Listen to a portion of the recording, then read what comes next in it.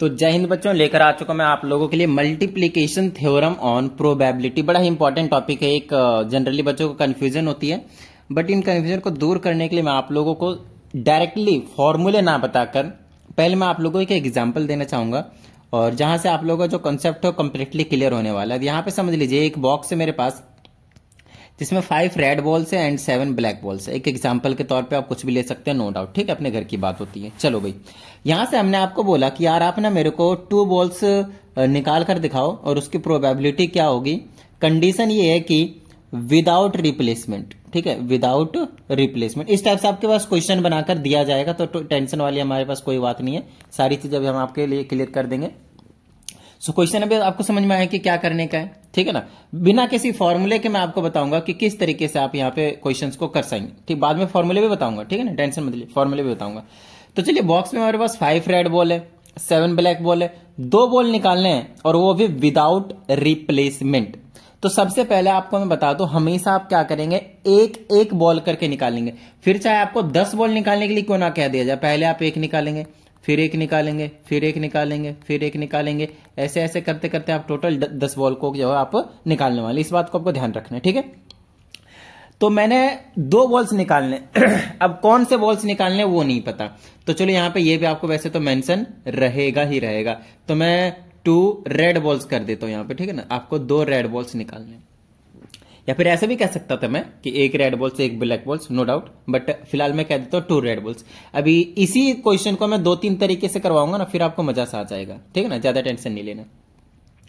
तो 2 red balls आपको निकालने हैं और विदाउट रिप्लेसमेंट निकालने हैं। यहां पे अगर आप नोटिस करें चीजों को तो आपको समझ में आएगा कि रेड बॉल वाले हमारे पास 5 हैं और ब्लैक बॉल हमारे पास कितने हैं, 7 हैं। आपको प्रोबेबिलिटी मालूम है ना, जिसका निकालना होता है उसको हम ऊपर रखते हैं और टोटल जो होता है वो नीचे रखते हैं। तो टोटल जो बॉल्स है मेरे पास वो 12 बॉल्स है मेरे पास, तो नो डाउट नीचे तो 12 आने वाला है ना। तो चलिए, प्रोबेबिलिटी ऑफ, पहले में निकले तो probability of red balls, first red balls, 2 red balls है ना, तो फर्स्ट रेड बॉल निकाल देता हूं मैं, फर्स्ट रेड बॉल्स। तो probability of first red ball कितनी आएगी बताना जरा। पहले वाले तो इन 5 है टोटल रेड बॉल, जिसका पूछा जाता है तो ऊपर 5 रखेंगे, नीचे टोटल कितना है, 12 है, तो नीचे हम क्या रखेंगे, 12 रखेंगे, बात खत्म, ठीक है। अब निकालूंगा probability of second red ball, बोलिए हाँ या नहीं।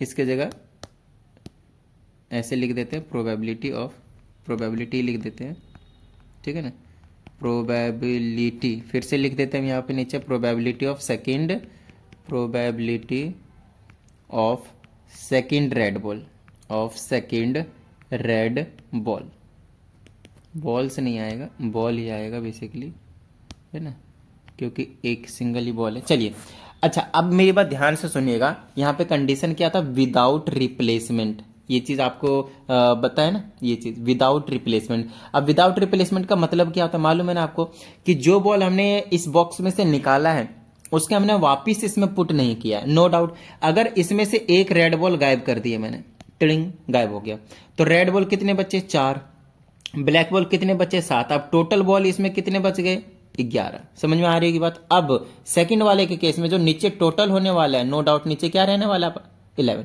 समझ में आ रही होगी बात। अब रेड बॉल्स की पूछी है, नो डाउट दोबारा से हमने कौन सा 2 रेड बॉल निकालने, एक एक करके निकाले, दूसरा भी रेड बॉल है, तो रेड बॉल की प्रोबेबिलिटी आपके ऊपर क्या होगी, 4/11। अब मल्टीप्लीकेशन ऑफ थ्योरम, तो यहाँ पे आप ऐसे मल्टीप्लीकेशन थ्योरम का कुछ और कहानी नहीं है। अब आप सीधा यहाँ पे बोलोगे probability of, tiding tiding tiding, यहाँ पे मैं लिख देता हूं probability, probability of getting 2 red balls, getting 2 red balls, ठीक है। दोनों रेड बॉल्स को निकालने की प्रोबेबिलिटी, पहला निकालने की कितनी हुई, 5/12, दूसरा निकालने की कितनी हुई, 4/11।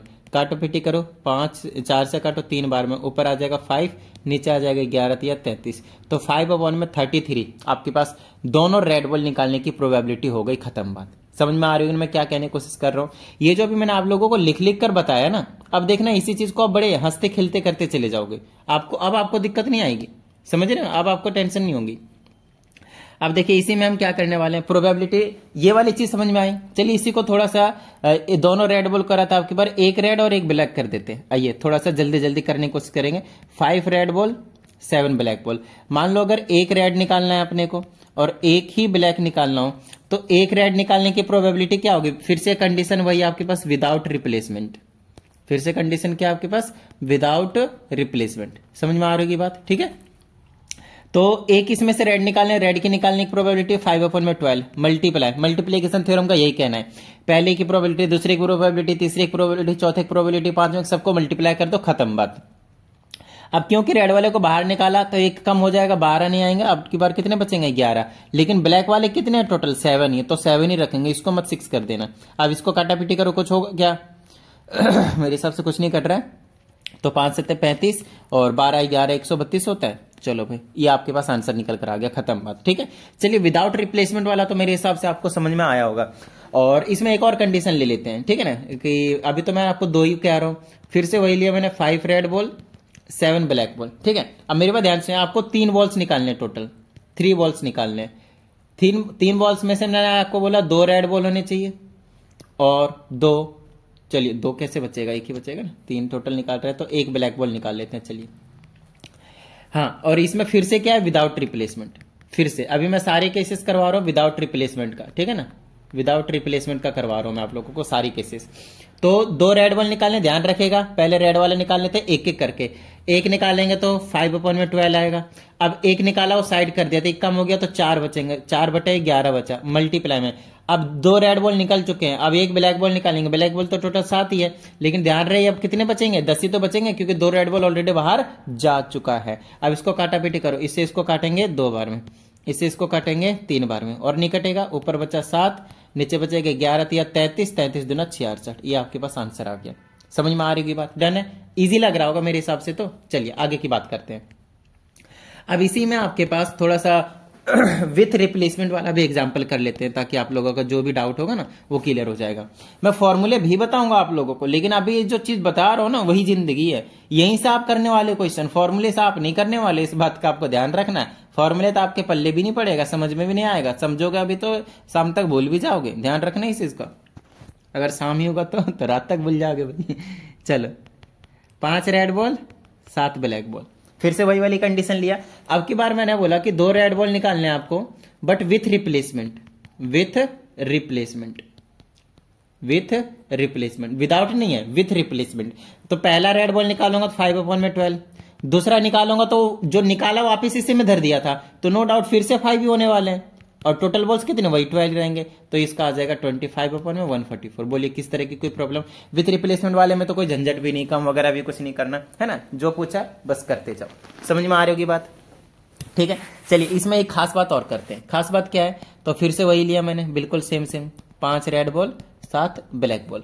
इसमें मैं क्या करता हूं, 2 रेड बॉल निकलवा लेता हूं और 3 ब्लैक बॉल निकाल लेता हूं, और विथ रिप्लेसमेंट कर देता हूं, विथ रिप्लेसमेंट। समझ में आ रही होगी बात, मतलब जो निकाला हो वापिस इसी में डालना है। तो रेड बॉल निकालेंगे तो क्या होगी प्रोबेबिलिटी, पहले रेड बॉल की 5/12, दूसरे रेड बॉल की 5/12, क्योंकि निकालकर वापस इसी में डाल दे रहे हैं, तीसरे रेड बॉल की 5/12, ठीक है। अच्छा 3 तो है ही नहीं हमारे पास, 2 ही है, रेड बॉल है तो रेड वाले तो हमें 2 ही निकालने हैं। समझ में आ रही है ना बात, 2 रेड और 3 ब्लैक निकालने हैं अपने को। अब ब्लैक वाले पे आ जाते सीधा, तो 7/12, फिर से निकाला तो वापिस धर दिया 7/12, फिर से निकाला तो वापिस धर दिया 7/12, मल्टीप्लाई करो मोज लो। समझ में आई नहीं इतनी बात, प्रोबेबिलिटी समझ में आ गई आप लोगों को कि मल्टीप्लीकेशन वाले के केस में हम कैसे करते हैं। और अगर ये आ चुका है तो बस भाई आपको समझ में आ चुका है सारी चीजें इसमें। बस अब जो फॉर्मूले हैं और 2 इंपॉर्टेंट प्रॉपर्टीज है वो अभी मैं लास्ट में बता दूंगा, तो वीडियो प्लीज पूरा देखना, ताकि आपको ना किसी भी तरह का जो डाउट है वो ना रहे, ठीक है। चलिए आप लोगों को कंडीशनल प्रोबेबिलिटी पहले से ही मालूम है, बोलिए हाँ या नहीं। आप लोगों को कंडीशनल प्रोबेबिलिटी पहले से ही मालूम है, यस, जिसमें हम कुछ इस तरह से करते थे। Probability of A when B has occurred, याद आया।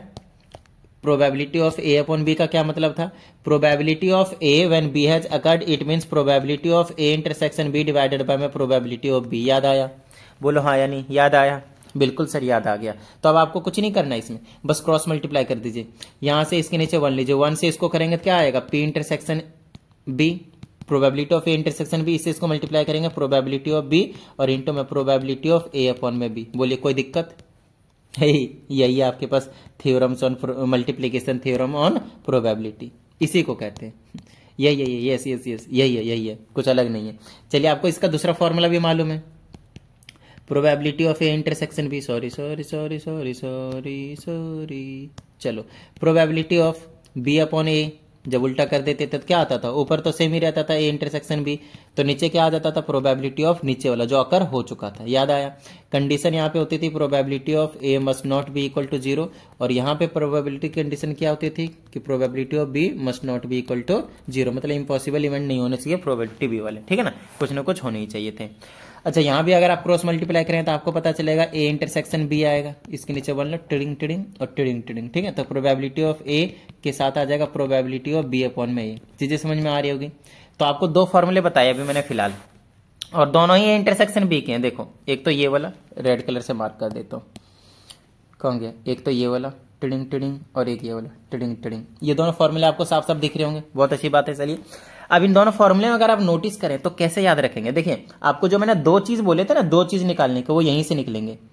पहला ये हो गया, दूसरा ये, इन दोनों जैसे दो रेड बॉल हुए तो ए एंड बी, इसका मतलब है both has occurred, both occurred, इसका मतलब ये बोथ अकर्ड, दोनों की प्रोबेबिलिटी निकालनी है आपको एक तरीके से, तो ए इंटरसेक्शन बी यूज करते हैं। तो सर अभी तो आपने मेरे को दो का एग्जांपल दिया, अच्छी बात है, लेकिन आपने तीन का भी एग्जांपल दिया था, जैसे कि ये तीन नहीं बिल्कुल पांच इवेंट करा दिए थे आपने। ये देखो, ये दो रेड बॉल निकलवाए थे और तीन ब्लैक बॉल, तो टोटल तो 5 हमने निकाल दिए थे। तो क्या 5 वाले के लिए भी ये फॉर्मूला हमारे पास एप्लीकेबल है? बिल्कुल सर। तो इसमें हम क्या करेंगे 5 वाले के लिए। अच्छा, इसमें ना बच्चे भूल जाते हैं कि याद कैसे रखें सर। देखो यहाँ पे याद कैसे रखना है वो मैं आपको समझाता हूँ थोड़ा सा। देखिए ए इंटरसेक्शन बी है, यहां पे अगर आपने प्रोबेबिलिटी ऑफ ए लिखा तो यहां पे आपको प्रोबेबिलिटी बी अपॉन ए लिखना पड़ेगा, मतलब जो यहां होगा वो इसके बी के नीचे आना चाहिए, मतलब नीचे होना चाहिए ऐसे करके। और वहीं पे अभी ऊपर भी यही लिखा था ना ए इंटरसेक्शन बी, तो इसमें ऐसे लिखा था। यहां अगर आपने बी लिख दिया तो ये इंटो में ये जो बी है ना नीचे जाएगा, मतलब 100% प्रोबेबिलिटी के लिए, मतलब 100% आपके पास जो प्रोबेबिलिटी होगी वो ए ऊपर जाएगा तो बी नीचे आएगा। तो ये ऐसे याद रखना, यही वाली चीज सेम ऊपर लिखा हुआ है मैंने, कुछ अलग नहीं है, ध्यान से यही वाली सेम चीज ऊपर है, ये वाले देख लीजिए, है ना। जब बी यहां लिखते हैं तो उसी बी को यहां लिखना पड़ता है नीचे।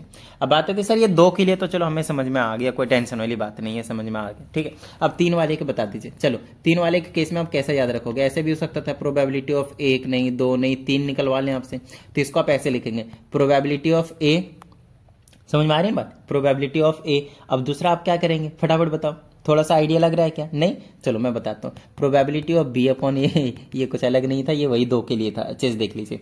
बस 3 के केस में आपको क्या करना है, इनटू में प्रोबेबिलिटी ऑफ सी ऊपर रखना है, प्रोबेबिलिटी ऑफ सी ऊपर रखना है, लेकिन नीचे ना सी के अलावा जो पहले थे उन दोनों का इंटरसेक्शन नीचे रखना है। या तो आप ए बी लिखेंगे, नहीं तो ये इसका मतलब है ए इंटरसेक्शन बी, आप ऐसे भी लिख सकते हैं, एक ही बात है, कोई टेंशन वाली बात नहीं। ये 3 के लिए हो गया। चलिए यार 4 के लिए लिखकर देखते हैं। Probability of A intersection B intersection C intersection D, ऐसे करके हम 4 के लिए लिख कर देखते हैं, ठीक है। घबराना नहीं है, घबराना बिल्कुल भी नहीं है, ठीक है।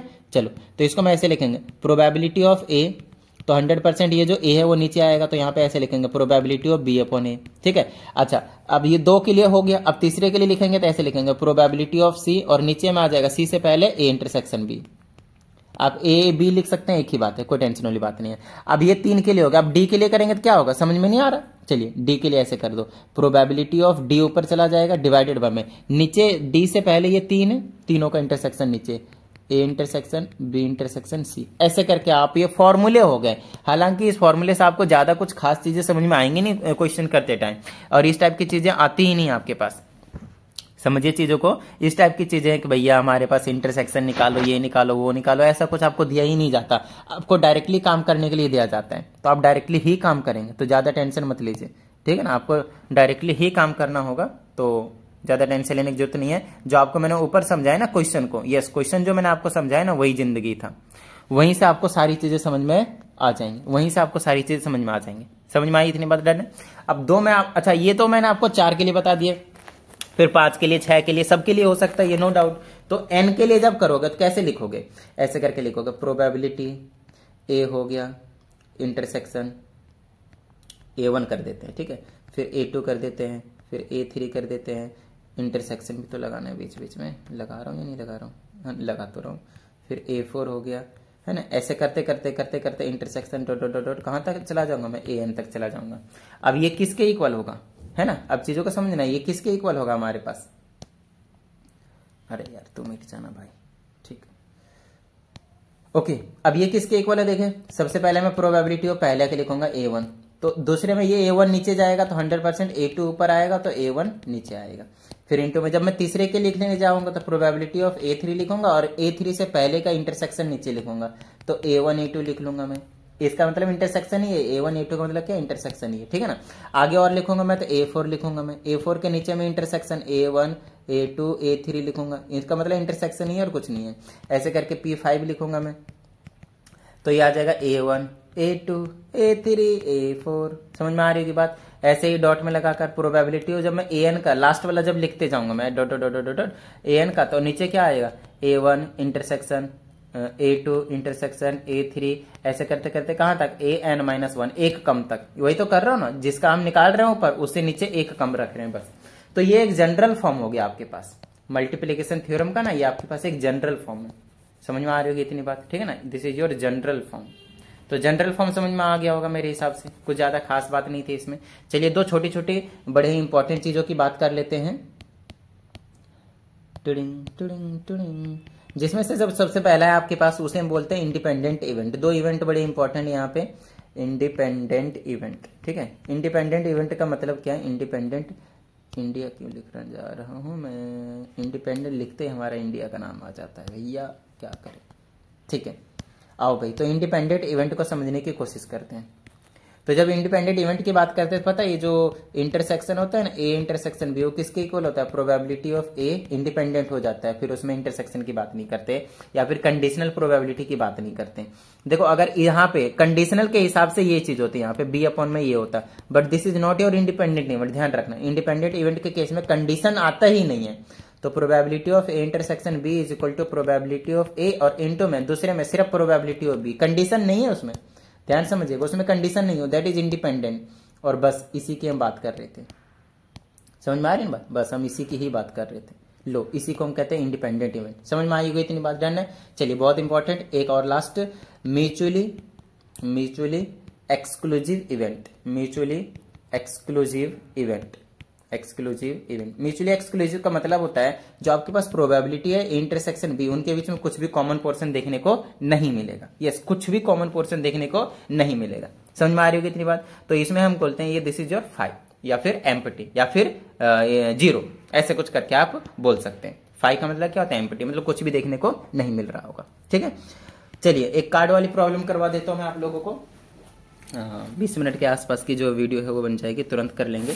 मान लेते हैं 52 कार्ड्स के पूरे टोटल कार्ड्स है, इसमें से क्या करते हैं हम, 2 एस निकलवा देते हैं, है ना, 2 किंग निकलवा देते हैं, और चलिए 2 रानी भी ले आते हैं, क्वीन को, है ना, कहाँ रहेगी बेचारी अकेली। चलो आओ आगे चले यार, 2 गुलाम भी ले आते हैं, 2 जैक भी निकाल दो, 2 जैक भी निकाल दो, ठीक है ना, 2 जैक निकाल दो। तो हमने टोटल 8 कार्ड्स निकाले हैं। क्या करो, विदाउट रिप्लेसमेंट या विथ रिप्लेसमेंट, चलिए विदाउट कर देते हैं, विदाउट रिप्लेसमेंट। अब विदाउट रिप्लेसमेंट का मतलब तो समझ में आ ही गया होगा भैया, जो कार्ड निकलेगा वो दोबारा नहीं डलेगा, जो कार्ड निकलेगा वो दोबारा बिल्कुल नहीं डलेगा, ठीक है ना। तो 2 एस निकालें, एक एक करके एस निकालेंगे, एक एस निकालेंगे तो 4/52, समझ में आ रही होगी। जब दूसरा एस निकालने जाएंगे तो कितना बचेगा, 3 ही एस बचेगा, 3/51, क्योंकि एक जो निकाला वो बाहर गया, विदाउट रिप्लेसमेंट है। अब आते हैं किंग पे, एक किंग निकालेंगे तो 4/, ध्यान से रहे, अब 50 ही बचेंगे क्योंकि 2 कार्ड ऑलरेडी जा चुके हैं इसके, और इसका निकालेंगे तो 3/49, ठीक है। अब इसके भी काम हो गया। अब क्वीन निकालो, एक क्वीन निकालेंगे तो 4 होते हैं क्वीन, आपको मालूम है, और ये बचेंगे कितने, 48। फिर एक और क्वीन निकालेंगे तो 3 ही बचेंगे टोटल में से, 47। अब चलो भाई जैक निकाल लो, है ना, 10 को 4 निकलेगा कितना बचेगा, 46, 3 निकलेगा कितना बचेगा, 45। तो बस मेन चीज आपका कंसेप्ट क्लियर होना चाहिए, इस तरह आप इसको सॉल्व कर लेंगे, आपकी जो प्रोबेबिलिटी होगी वो निकल कर आ जाएगी, ठीक है। तो उम्मीद करता हूं आप सभी को थ्योरम्स और मल्टीप्लीकेशन जो आपके पास प्रोबेबिलिटी है, प्रोबेबिलिटी थ्योरम्स क्या कहते हैं, मल्टीप्लिकेशन थ्योरम्स में प्रोबेबिलिटी, वो आपको बहुत अच्छे तरीके से समझ में आया होगा। और अगर ऐसा है तो फटाफट वीडियो को लाइक कर दीजिए, और साथ ही अगर आप इस चैनल पे एक नई स्टूडेंट हैं तो इस चैनल को फटाफट सब्सक्राइब करके बेल आइकन को जरूर प्रेस कीजिएगा। तो चलिए मिलते हैं अगली वीडियो में, प्रैक्टिस करते रहिएगा। जय हिंद।